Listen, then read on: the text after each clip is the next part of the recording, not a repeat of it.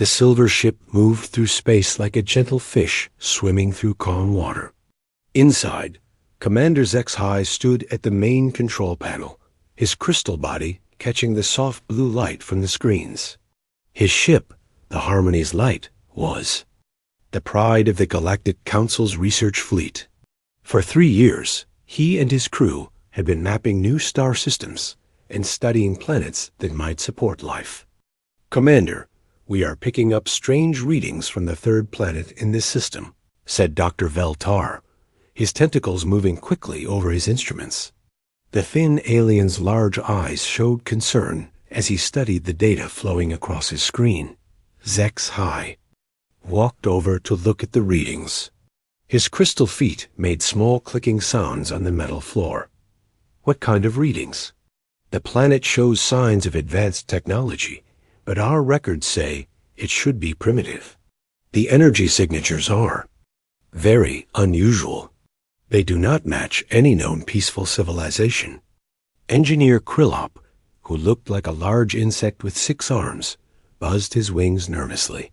"Commander, the Council rules say we should not get close to unknown civilizations, especially ones from Class 12 Deathworlds." HFY studied the data more carefully. The planet was listed in their databases as Earth, a world so dangerous that no civilized species should have been able to survive there. The gravity was too strong, the weather too violent, and the surface too hostile. Yet the readings showed cities, satellites, and even ships moving between the planet and its moon. "This is very interesting," HFY said slowly. "How can primitive creatures from such a terrible world build technology?" Medical Officer Nimra, whose blue skin shimmered like water, swam closer in her floating tank. "Commander, perhaps we should send a message to the Council and wait for orders." But HFY was already making his decision. In all his years of service, he had never found anything this unusual. The creatures on this planet had somehow survived conditions that would kill most galactic species. They had even built machines that could travel through space. He had to know more. "We will move closer and observe," he said, "but we will be careful. Set all defensive systems to automatic. If these creatures are aggressive, we will be ready." The Harmony's Light moved toward Earth, its advanced sensors scanning everything. The crew watched in amazement as they saw the planet's surface.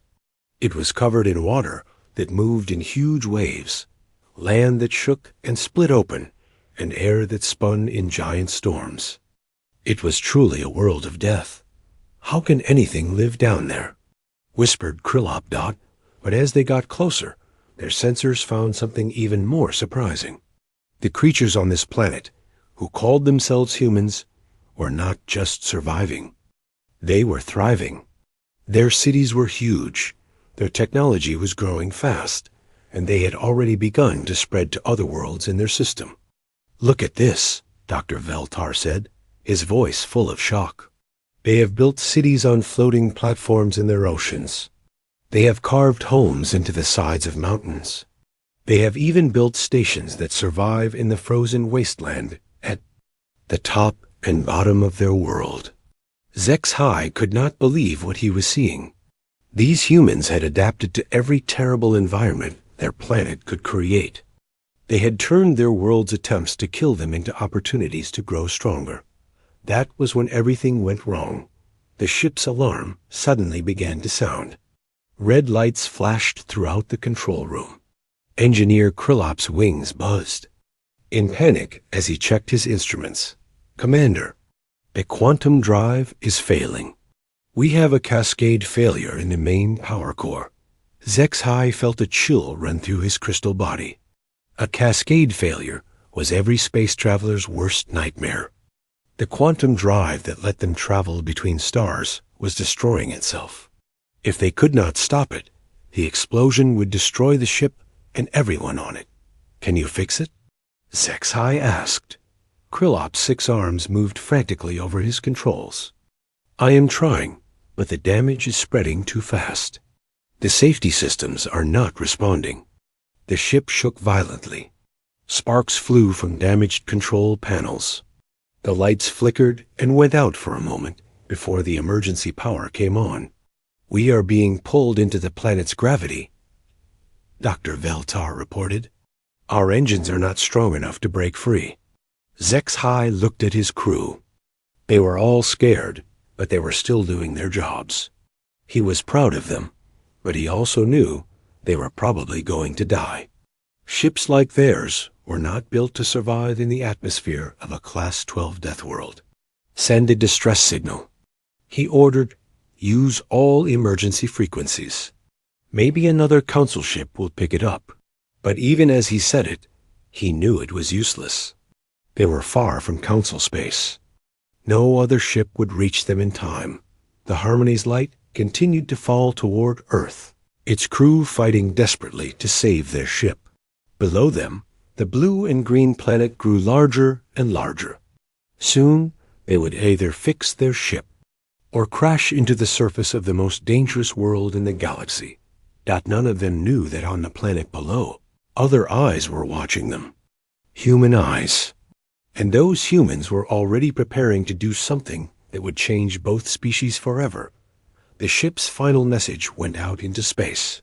"This is Council Research Vessel Harmony's Light. We are experiencing critical system failure. Any ship receiving this message, please respond." Far below, Captain Jake Morrison sat in his command chair aboard the Aurora, listening to the alien message with growing concern. Captain Jake Morrison had been in space for 15 years, but he had never heard anything like the message coming through his ship's speakers. The words were in perfect English, but the voice was unlike any human voice he had ever heard. It sounded like music mixed with the sound of wind chimes. "Danny, are you getting this?" He asked his communications officer. Danny Rodriguez looked up from his station, his face pale with excitement. "Yes, sir. The signal is coming from a ship about 200 kilometers above us. But, Captain, the design doesn't match anything in our databases. This isn't one of ours." Jake felt his heart start to beat faster. After decades of searching the stars, humanity had finally found proof that they were not alone. But the ship was in trouble, and that meant first contact was going to be anything but simple. "Lisa, can we reach them?" he asked his chief engineer, Lisa. Park was already working at her station, her fingers flying over the controls. "I'm calculating an intercept course now. But, Captain, their ship is falling fast. If we're going to help them, we need to move now." Jake made his decision quickly. "All hands to emergency stations. We're going to attempt a rescue." The Aurora turned toward the alien ship, its engines pushing it to maximum speed. Through the view screen, Jake could see the alien vessel for the first time. It was beautiful, like a work of art made of silver and crystal. But it was also clearly in trouble. Parts of it were dark, and it was spinning slowly as it fell toward Earth. "Dr. Sullivan, are you ready for this?" Jake asked the ship's XENOBIOLOGIST. Dr. Kate Sullivan had dreamed of this moment her entire career. She had studied every theory about alien life, read every paper about first contact, and prepared for this day. But now that it was happening, she felt terrified and thrilled at the same time. "As ready as anyone can be for meeting aliens," she said, trying to keep her voice steady. The Aurora moved closer to the alien ship. Danny tried to send messages on every frequency he could think of, but there was no response. The alien ship just kept falling, its beautiful hull reflecting the light from Earth's sun. "I'm detecting life signs," Lisa reported. "Weak, but definitely there. Whatever they are, they're still alive." That was when everything started to go wrong. The alien ship's weapons suddenly came online. Bright beams of energy shot out from its hull, striking the Aurora's shields. The human ship shook under the impact, and alarms began to sound throughout the bridge. "They're firing at us," Danny shouted over the noise. Jake gripped his command chair as another blast hit them. Are our shields holding? For now, Lisa replied, but those weapons are more advanced than anything we've ever seen. A few more hits like that, and we'll be in serious trouble. Jake's mind raced. The aliens were in distress, but they were also attacking. Were they afraid? Did they think the Aurora was a threat? Or were they hostile? Danny, keep trying to communicate with them. Tell them we're here to help. But before Danny could send another message, a new alarm started sounding. Lisa's face went white as she read her instruments. Captain, we have a big problem.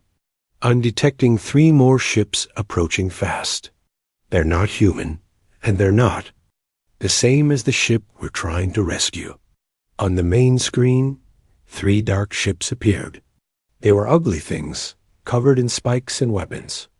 Unlike the beautiful alien research vessel, these ships looked like they were built for one purpose: war. The new ships are opening fire, Danny reported. They're attacking both us and the other alien ship. The space around Earth suddenly became a battlefield. The dark ships, which Jake would later learn belonged to the Void Reapers, began firing on both the Aurora and the Harmony's light. Their weapons were brutal and efficient, designed to disable ships quickly so they could be boarded and looted.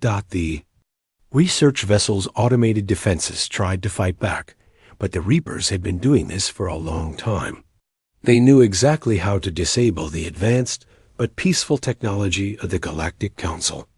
The first alien ship is being boarded, Lisa reported. Their hull has been breached in 3 places. Jake watched in horror as the beautiful silver ship was swarmed by the dark vessels. Through the Aurora's sensors, he could see armored figures moving through the alien ship's corridors, hunting down the crew. That was when the message came through. It was in the same musical voice as before, but now it was filled with desperation and fear. Human ship, we were wrong about you. We see. Now that you are trying to help us, please, if you have any honor, protect our survivors. Jake felt something cold and hard settle in his stomach. He looked around his bridge at his crew. Lisa was already rerouting power to weapons. Danny was trying to coordinate with Earth's defense forces. Dr. Sullivan was analyzing the alien technology, looking for weaknesses in the attacking ships. Captain, Lisa said quietly, the Aurora wasn't designed for this kind of fight. Those ships out there are military vessels. We're just a research ship. Jake nodded. She was right. The Aurora was built for exploration, not combat. They had some weapons, but nothing like what the Reapers were using. In any reasonable analysis, they should retreat and call for help. But Jake Morrison had not become a space captain by being reasonable. He had joined the space service to explore and protect. And right now, there were innocent beings dying while he watched. The hell with reasonable, he said out loud.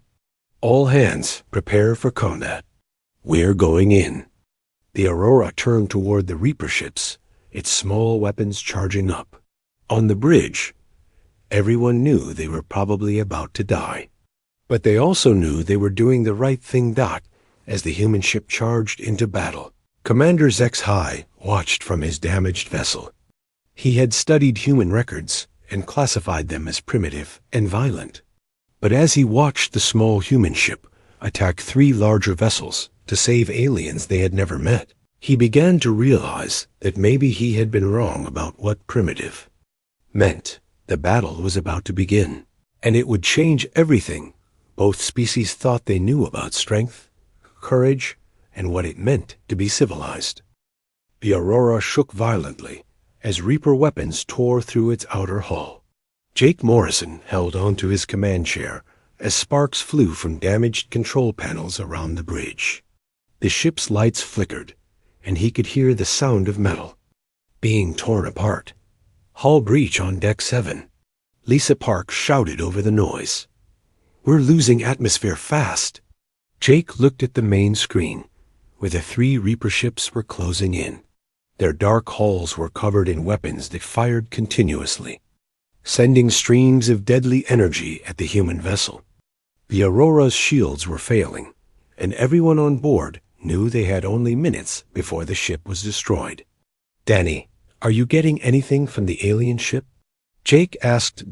Danny Rodriguez was bleeding from a cut on his forehead, but his hands never stopped moving over his controls. "I'm picking up scattered life signs, but they're fading fast. The Reapers are killing everyone they find." Dr. Kate Sullivan, who had never been in a real fight before, was working frantically at her station. "Captain, I've been analyzing the alien database. The Reapers have technology that should make them impossible to beat. But there's something else. The aliens have detailed records of Reaper weaknesses, but they never used them." "Why not?" Jake asked. "Because they don't think like warriors. They think like scientists. They see a problem and look for a peaceful solution. But these Reapers don't want peace. They want to kill and steal." Another blast hit the Aurora, and this time the artificial gravity failed for a moment. Everyone on the bridge floated in the air before crashing back down as the backup systems kicked in. "Captain," Lisa said, her voice strained, "I need to get to the engine room. The power couplings are failing, and if I don't fix them manually, we'll lose all power." Jake looked at her with concern. "Lisa, the engine room is venting atmosphere. You'll die if you go down there." Lisa Park had been born on Mars, where the air was thin and the environment was always trying to kill you. She had spent her whole life fixing things that should not be fixable, in places where no one should be able to survive. "Captain, I've been working in hard vacuums since I was 16. This is just another day at the office." She grabbed an emergency suit and ran toward the damaged section of the ship. Jake watched her go, knowing he might never see her again. But he also knew that if anyone could fix the impossible, it was Lisa Park. While Lisa worked to restore power, Danny Rodriguez was fighting a different kind of battle. He had managed to break into the Reaper communication network, and what he found there made him angry in a way he had never felt before. "Captain, you need to hear this," he said, his voice tight with rage. "The Reapers aren't just pirates. They're slavers. They capture intelligent beings and sell them to the highest bidder. They've been doing this for decades." Jake felt something cold and hard settle in his chest. He had spent his career exploring the galaxy, hoping to find other intelligent life. Now he had found it, and he was watching it be murdered by monsters. "How many survivors are left on the alien ship?" he asked. "Maybe a dozen," Danny replied. "But the Reapers are closing in on them." Jake made a decision that would have seemed insane to any other species in the galaxy. Instead of trying to escape or calling for help, he decided to attack. "All hands, prepare for boarding action. We're going over to the alien ship." Dr. Sullivan looked at him in shock. "Captain, that's suicide. The Reapers have superior technology, more weapons, and they know how to fight. We're just scientists and explorers." Jake Morrison had been born in the ruins of Detroit, where he had learned to fight for everything he had ever gotten. He had joined the space service not because he wanted to fight, but because he wanted to protect people who could not protect themselves. "Doctor, there's something you need to understand about humans. We might not be the strongest or the smartest, but we're too stubborn to know when we're beaten." The Aurora, held together by emergency patches and Lisa Park's determination, charged directly at the largest Reaper vessel. Jake's plan was simple and completely insane. Ram the enemy ship and board it before they could react. The collision sent both ships spinning. The Aurora's hull cracked like an egg, but it held together just long enough for Jake and his team to cross over to the Reaper vessel. What happened next would become legend among both humans and aliens. The Reapers were used to fighting civilized species who followed rules and used proper tactics. They were not prepared for humans who fought like their planet had taught them to fight, with creativity, desperation, and a complete refusal to give up. Danny Rodriguez, bleeding from multiple wounds, used his knowledge of alien technology to turn the Reaper ship's own systems against them. He overloaded their power grid, turned their automated defenses on their own crew, and used their communication system to coordinate with the surviving aliens. Dr. Kate Sullivan, who had never held a weapon in her life, found herself fighting Reaper warriors with improvised tools from the ship's medical bay.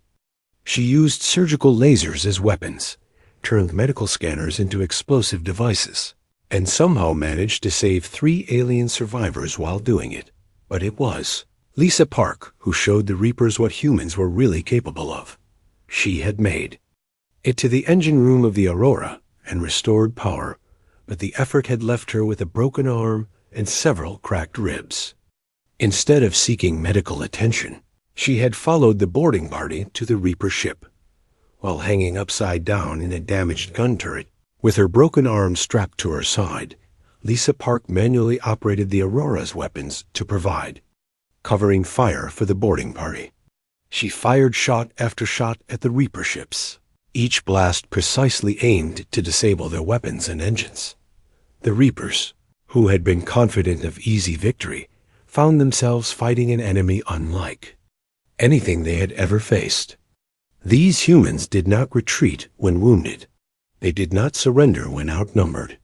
They fought with a ferocity that seemed to increase as the situation became more hopeless. Commander Zex-High, hiding in his damaged ship with the last of his crew, watched in amazement as the humans fought to save aliens they had never met. He had classified humans as primitive because they came from a violent world. But now he realized that their violent world had not made them savage. It had made them protectors. The battle ended when Danny Rodriguez, barely conscious and covered in his own blood, managed to overload the main Reaper ship's reactor. The explosion destroyed 2 of the 3 enemy vessels and sent the 3rd fleeing into deep space. As the smoke cleared and the emergency lights flickered on, Jake Morrison found himself standing in the wreckage of the Reaper ship, surrounded by rescued aliens and his own battered crew. They had won, but the cost had been terrible. The Aurora was barely holding together. Half of his crew was wounded, and they were stranded in space with no way to get home. But they had done something that no other species in the galaxy had managed to do. They had defeated the Reapers and saved innocent lives. Commander Zex-High, looking at the humans who had risked everything to save his people, realized that everything he thought he knew about strength and civilization was wrong. 3 days after the battle, the Aurora drifted in space like a wounded animal. Emergency patches covered holes in the hull, and half the ship's systems were held together by spare parts and determination. But the ship was alive, and so were most of her crew. Captain Jake Morrison walked slowly through the corridors, checking on his people. His left arm was in a sling, and he had a bandage wrapped around his head, but he was grateful to be alive. More importantly, he was grateful that his crew had survived. In the ship's medical bay, Dr. Kate Sullivan was working alongside the alien medical officer, Nimra. The 2 of them had been trying to help the wounded from both species, and what they had discovered was changing everything they thought they knew about each other. "Captain," Dr. Sullivan said as Jake entered the medical bay, "you need to see this. Nimra has been studying our wounded crew members, and her findings are remarkable." The aquatic alien, floating in her portable tank, moved closer to Jake. Her voice was soft and musical, but there was amazement in it.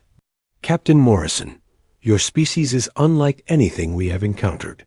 Danny Rodriguez suffered wounds that would have killed any member of my species, yet he continued to fight.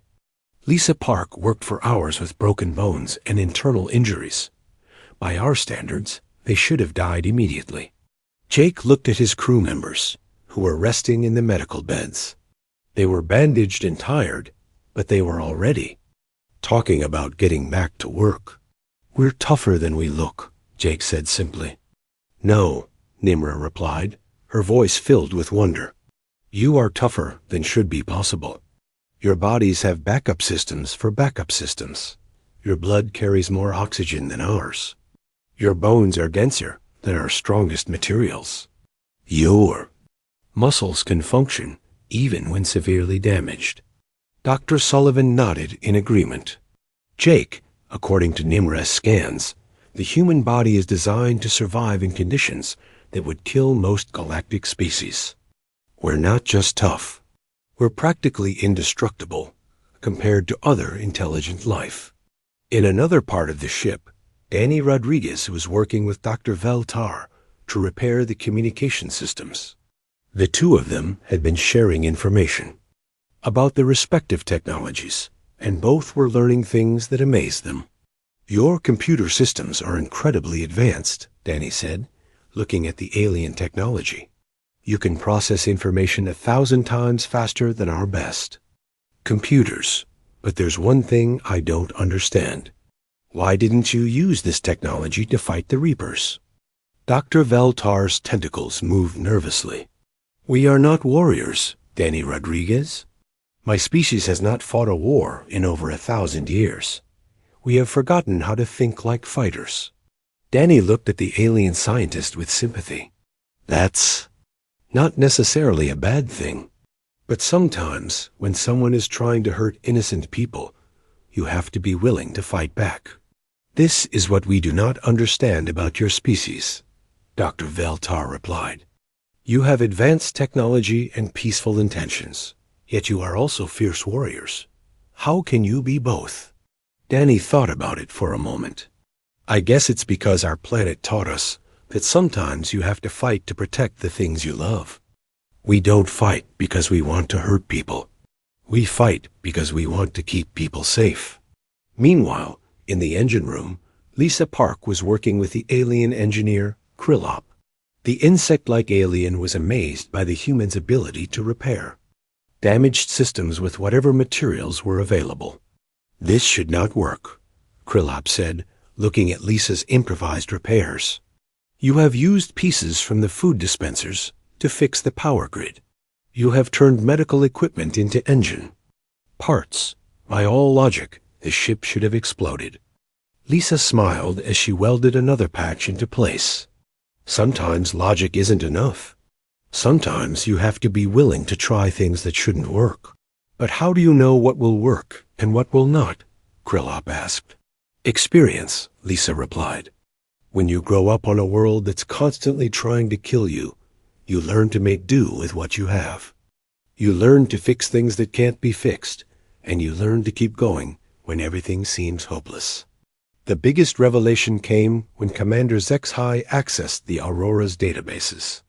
What he found there challenged everything the Galactic Council believed about primitive species. Captain Morrison, Zexhai said, his crystal voice filled with confusion. Your species has been to space for less than 100 years, yet you have already established colonies on multiple worlds. You have built stations in the most hostile environments. You have even sent ships to other star systems. Jake nodded. We've always been explorers. It's in our nature to see what's beyond the next hill. But that is not what amazes me, Zexhai continued. What amazes me is that you have done all of this while still fighting wars among yourselves. Our species did not achieve space travel until we had achieved perfect peace. How can you explore the stars while still fighting each other? Jake was quiet for a moment. I guess we're complicated. We fight each other sometimes, but we also help each other. When there's a natural disaster, we drop everything to help the victims. When someone is in trouble, we risk our own lives to save them. We're not perfect, but we try to do the right thing. This is what we do not understand, Zexhai sighed. You come from a world so violent that we classified it as uninhabitable. Yet you have created art, music, literature, and philosophy. You have built cities and hospitals and schools. You have even created rules to limit how you fight your wars. Doctor, Sullivan, who had been listening to the conversation, offered her own thoughts. Commander, I think the key is that our violent world didn't make us violent people. It made us strong people. We learned to survive by working together, by protecting each other, and by never giving up. The alien commander was quiet for a long time, processing this information. Finally, he spoke again. Dr. Sullivan, we have been observing galactic civilizations for thousands of years. We have seen hundreds of intelligent species, and we have a classification system for all of them. Peaceful species are considered advanced. Violent species are considered primitive. But your species does not fit into either category. What do you mean? Dr. Sullivan asked. You are peaceful enough to create great art and literature. You are violent enough to defeat enemies that have terrorized the galaxy for decades. You are civilized enough to risk your lives for strangers. You are primitive enough to fight with improvised weapons and broken equipment. You are unlike anything we have ever encountered. Jake looked around at his crew, who were working alongside the alien survivors to repair both ships. Humans and aliens were sharing knowledge, helping each other, and learning from each other. Despite their differences, they were finding common ground. Maybe, Jake said slowly, the problem isn't that we're hard to classify. Maybe the problem is that your classification system is too simple. Maybe being strong and being peaceful aren't opposites. Maybe they're two parts of the same thing. Commander Zexhai considered this. What do you mean? I mean that true strength isn't about being able to hurt people. True strength is about being able to protect people. And true peace isn't about avoiding conflict. True peace is about being strong enough to defend what's right. As the repairs continued, both species were learning that their first impressions had been wrong. The aliens were not weak. They were simply inexperienced with violence. The humans were not primitive. They were simply adapted to a different kind of existence. And both species were beginning to realize that they had much to learn from each other. 6 months later, Captain Jake Morrison stood in the Great Assembly Hall of the Galactic Council. The massive room was filled with representatives from dozens of different species, each one curious about the humans who had somehow defeated the Void Reapers. Jake felt nervous as he looked out at the assembled delegates. There were beings made of crystal, like Commander Zexhai, floating jellyfish-like creatures, tall plant-like beings that swayed gently in the artificial breeze, and dozens of other species he had never seen before. Honored delegates, Commander, Zexhai said, his crystal voice carrying clearly through the hall. 6 months ago, my research vessel was attacked by Void Reapers. We believed we were going to die. Then we encountered a species we had classified as primitive and violent. What happened next changed everything we thought we knew about strength and civilization. The alien commander gestured toward Jake.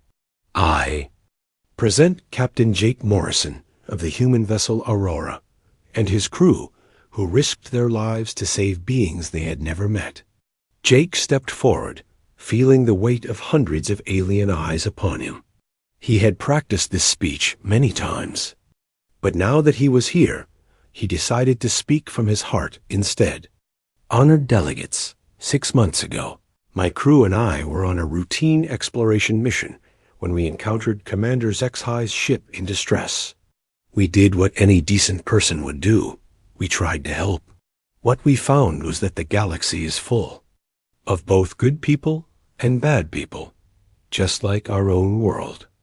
A delegate that looked like a large butterfly raised one of its delicate arms. Captain Morrison, our records show that your species has been at war with itself for most of its recorded history. How can we trust beings who are so violent? Jake had expected this question. Delegate, it's true that humans have fought wars. But we've also built hospitals, schools, and orphanages. We've created art and music and literature. We've sent rescue ships to help strangers in distress. Yes, we know how to fight. But we also know when to fight and when to help. Another delegate, this one resembling a large tree, spoke up. "But Captain, your world is classified as a Class 12 death world. How did you become civilized on such a hostile planet?" Dr. Kate Sullivan, who was standing beside Jake, answered this question. "Delegate, our world didn't make us uncivilized. It made us strong. When your environment is always trying to kill you, you learn to work together. You learn to help each other. You learn that survival depends on protecting the group, not just yourself." Commander Zex-High stood up again. "Delegates, I have spent months studying human culture and history. What I have found is remarkable. Humans have survived ice ages, volcanic eruptions, plagues, and natural disasters that would have destroyed most species. But they did not just survive. They helped each other survive." He activated a holographic display that showed images from Earth's history. "Look at these records. When their cities are destroyed by earthquakes, they immediately begin rescue operations. When their coastal areas are flooded, people from inland areas send help. When disease strikes, they work together to find cures. They have turned their planet's attempts to kill them into lessons about cooperation." Dr. Veltar, who had become fascinated by human technology, added his own observations. "Delegates, human technology is different from ours. We build systems that work perfectly under ideal conditions. Humans build systems that work adequately under terrible conditions. Our technology is more advanced, but their technology is more reliable." Lisa Park, who had been quietly listening, spoke up. "That's because we've learned that perfect conditions don't exist. On our world, you have to be ready for anything. So we build things that can be repaired with whatever materials are available. We design systems that work, even when half the components are broken." The butterfly-like delegate spoke again. "This is all very interesting, but how does this help us with the Void Reaper problem? They have been attacking peaceful worlds for decades. Our fleets have been unable to stop them." Danny Rodriguez, who had been working with Galactic Council Intelligence, answered this question. "Delegate, we've been analyzing Reaper attack patterns for months. They target peaceful worlds because peaceful worlds don't fight back effectively. They avoid heavily defended worlds because they don't want to take casualties. They're not looking for a fair fight. They're looking for easy prey." Jake nodded in agreement. "The Reapers are bullies, and there's only one way to deal with bullies. You have to be willing to fight back, not because you want to hurt them, but because you want to protect innocent people." A new voice spoke from the back of the hall. It was ancient and tired, belonging to a species that looked like living stone. "Young human, we have tried fighting the Reapers. Our weapons are more advanced than theirs. Our shields are stronger. Our ships are faster. Yet we always lose. Why?" Jake thought about this for a moment. "Elder, may I ask how you fight them?" "We follow the rules of civilized warfare. We target their weapons and engines. We give them opportunities to surrender. We do not harm their crew unnecessarily." "And that's why you lose," Jake said gently. "The Reapers don't follow rules. They don't show mercy. They don't care about being civilized. You're fighting a clean war against people who fight dirty. The stone-like being leaned forward. Are you suggesting we become like them?" "No," Jake said firmly. "I'm suggesting you fight to win, not to be polite. When someone is trying to kill innocent people, your first responsibility is to stop them. You can worry about being civilized after the innocent people are safe." Commander Zex-High stood up once more. "Delegates, this is why I believe humanity should be invited to join the Galactic Council. Not as junior members, but as full partners. They have something we lack, the ability to fight effectively while still maintaining their moral principles." The debate continued for hours. Some delegates were enthusiastic about the idea of human membership. Others were concerned about humanity's violent history. But gradually, a consensus began to emerge. The final vote was closer than Jake had hoped. But it was enough. By a margin of 63%, the Galactic Council voted to invite humanity to join as full members. As the ceremony concluded, Jake found himself surrounded by alien delegates who wanted to learn more about humanity.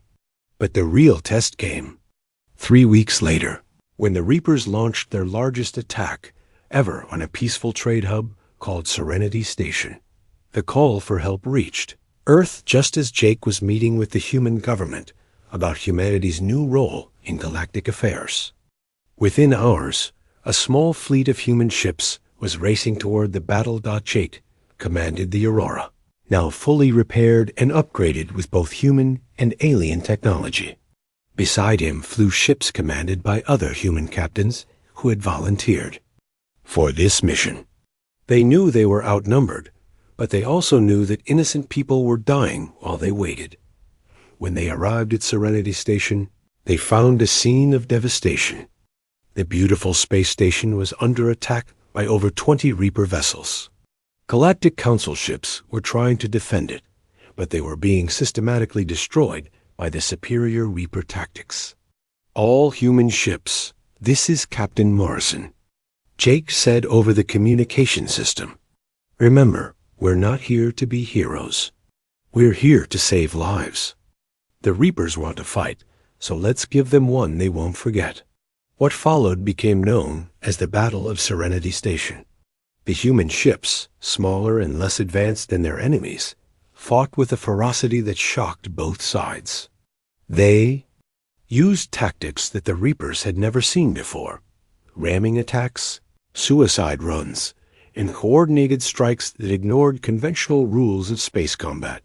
Captain Lisa Park, now commanding her own ship, led a group of human vessels in a direct assault on the largest Reaper command ship. Her ship was damaged almost immediately, but she kept fighting. When her weapons were destroyed, she used her ship as a battering ram. When her engines failed, she overloaded her reactor and turned her ship into a giant bomb. Danny Rodriguez, commanding a communication ship, used his knowledge of alien technology to turn the Reapers' own weapons against them. He hacked into their targeting systems, disrupted their communications, and even managed to take control of several Reaper ships and turn them against their own fleet. But it was Dr. Kate Sullivan who provided the key to victory, flying a medical ship that was supposed to be evacuating wounded civilians. She noticed something that the military commanders had missed. The Reapers were using a new type of shield technology that made them nearly invulnerable to energy weapons. "All ships, this is Dr. Sullivan," she broadcast on the emergency frequency. "The Reaper shields are designed to stop energy weapons, but they're vulnerable to physical impacts. Use kinetic weapons, ramming attacks, anything that actually hits their hulls." The tide of battle turned immediately. Human ships began using tactics that would have seemed insane to any other species: flying directly at enemy vessels, firing physical projectiles instead of energy beams, and even using pieces of debris as weapons. When the battle ended, 15 of the 23 Reaper ships had been destroyed or disabled. The rest fled into deep space, badly damaged and demoralized. Serenity Station was saved, and over 1 million civilians were still alive because of the human intervention. But the cost had been terrible. 5 Huma,